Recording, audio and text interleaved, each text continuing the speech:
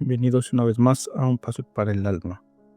Esta semana nos toca la parasha Vayera y solamente tomaremos 3 palabras de esta parasha del paso 1, que dice: Vayera Elab Adonai, y se presentó a él Adonai, dice el Zohar. Rabbi Eliezer abrió en un versículo: es después de que Abraham fue circuncidado, pues hasta que no fue circuncidado no se hablaba con él sino solamente a través de un grado inferior, el Malhut, y los grados superiores no se encontraban sobre este grado. Una vez que fue circuncidado, inmediatamente los brotes aparecen sobre la tierra. Estos son los grados inferiores que hizo surgir y estableció este grado inferior. El tiempo del canto ha llegado. Estas son las cáscaras o clipot impuras, denominadas ramas del prepucio. Ahora bien, trataremos de entender cómo es que se le apareció. Dice el Zohar que Abraham estaba antes de la circuncisión en un nivel de Malhut. Esto nos dice que después del Brit Milá, de la circuncisión, del pacto, Abraham subió a Yesod. Pero veámoslo un poco más contexto. El Zohar enseña que antes de que la Brit Milá o el pacto de la circuncisión, la conexión con Abraham, con lo divino, estaba principalmente en un nivel de Malhut. Dice: Malhut es el reino de la acción, el mundo físico y la manifestación de la divinidad en la realidad. En este nivel, Abraham ya era un gran siervo de Dios, activo con la difusión del monoteísmo y en la rectificación del mundo físico o las acciones externas. Sin embargo, el cuerpo tal como fue creado es considerado por la Cábala como un estado de Malhut, un lugar o un cuerpo sin refinar, que necesita ser perfeccionado por la persona misma. La circuncisión, el Brit Milá, es el acto de Yesod. La circuncisión no es un acto arbitrario, sino más bien es la rectificación de un punto específico del cuerpo que se corresponde directamente con la sefirá de Yesod, el fundamento. Yesod es la fuerza del fundamento y la conexión o una transmisión de vida. El justo o el tzadik, que es el arquetipo de Yesod, es aquel que canaliza y sella la energía de la vida en los mundos superiores. Al circuncidarse Abraham, perfeccionó la sefirá de Yesod en su propio ser, convirtiéndose en un arquetipo justo, o sea, en un tzadik aún más de lo que era. Abrió el canal para que las bendiciones y la descendencia fluyeran sin impedimento desde el mundo espiritual al físico, garantizando el pacto del eterno con Dios, o garantizando el pacto eterno con Dios. En conclusión, al unirse a la sefirá de Yesod, Abraham transformó el canal perfecto y la base de la continuidad del pueblo judío. Dejó de ser solamente un receptor, Malhut, para convertirse en el fundamento de Yesod. Este es el punto de enlace a través del cual la luz de las sefirot superiores se vierten hacia el mundo. Este es el significado de la frase anterior del deseo del justo. Ahora Abraham esposarse en ella, Malhut. Una vez que Abraham perfeccionó Yesod a través del Brit Milá, este se convirtió en el canal que unifica lo divino. Entendamos un poco. El árbol de la vida se define por 10 sefirot y Keter es la más alta y Malhut la más baja. Después de Malhut empieza el ascenso y viene Yesod. Entonces Malhut es la sefirot número 10 y Yesod la número 9. Hasta aquí todavía está un poco enredado si no entendemos bien lo que es Yesod y lo que es Malhut. Entonces, vamos a tratar de entender un poco más banal, más humano, lo que es Yesod y Malhut. Entonces veamos esto un poco más bajo, vamos a decirlo así. Yesod es el fundamento. Esta es la ubicación que es la novena sefirá, justo por encima de Malhut. Recibe la energía de todas las sefirot superiores y las canaliza hacia Malhut. La subida de Yesod en los textos místicos simboliza el proceso espiritual y fundamental en el que el alma o el individuo asciende hacia un nivel de conexión y canalización de energía divina.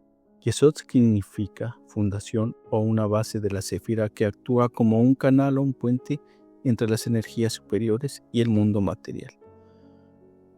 En este sentido, Yesod representa la base sobre lo que sostiene toda la manifestación espiritual y un punto de acceso a la expresión de la divinidad en este mundo. Ahora bien, un movimiento hacia la estabilización, la conexión y la armonía de las energías opuestas, la preparación para acceder a niveles superiores de la conciencia espiritual, sirviendo como fundamento para el despliegue de la luz divina hacia la realidad, el entendimiento y la integración del yo interno, incluidas las emociones, sombras y deseos como paso previo a una mayor iluminación y a una unión con la divinidad. Y eso también se asocia con la luna. Es una simbolización de la reflexión y la receptualidad, el ciclo constante de recepción y la transmisión de energía espiritual.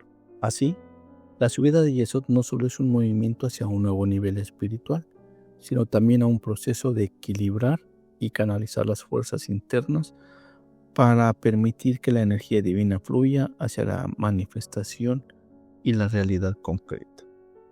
Sigue un poco enredado, ¿cierto? Para entender un poco mejor necesitamos verlo de esta manera. Primero, ¿qué es Yesod? Yesod es como el último canal interno que junta toda la energía espiritual de las sefirot superiores y las prepara para salir. En el cuerpo humano, Yesod se asocia con los órganos sexuales, porque ahí se transmite la vida, que viene siendo el semen, el óvulo y la energía vital. Pero Yesod no crea la vida por sí solo, simplemente la transmite lo que viene de arriba como emociones, pensamientos, voluntad.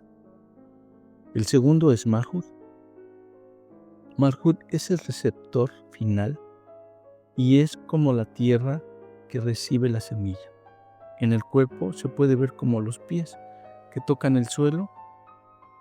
En lo espiritual, Malhut no tiene luz propia, solo recibe lo que Yesod le entrega. Ahora, ¿qué relación tienen estos? Aquí está la clave de que a veces nos confundimos. Yesod es el transmisor, Malhut es el receptor y la manifestación. Yesod junta toda la energía espiritual y la dirige hacia abajo, y Malhut la recibe y la convierte en una realidad física. Veamos un ejemplo corporal y literal. Vamos a verlo así. Imagina que el órgano sexual masculino, que es Yesod, transmite la semilla. El órgano sexual femenino Malhut recibe la semilla y la manifiesta como un cuerpo humano, o sea, un bebé. En este sentido, Yesod da y Malhut recibe y transforma. Ahora, si lo llevamos a un plano espiritual, Yesod transmite la energía divina, como la intención, la bendición o la luz. Malhut es quien la recibe y la convierte en un acto o en una acción concreta, con palabras, actos y creaciones.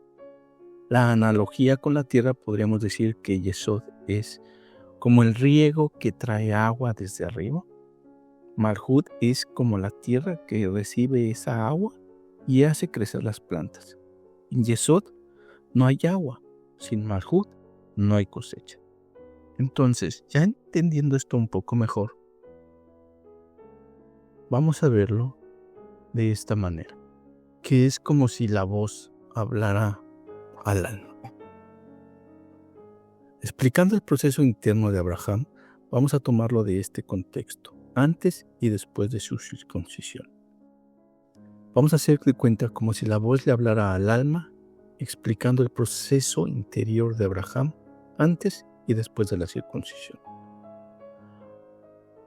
Abraham es el conocimiento a la unión, ¿ok?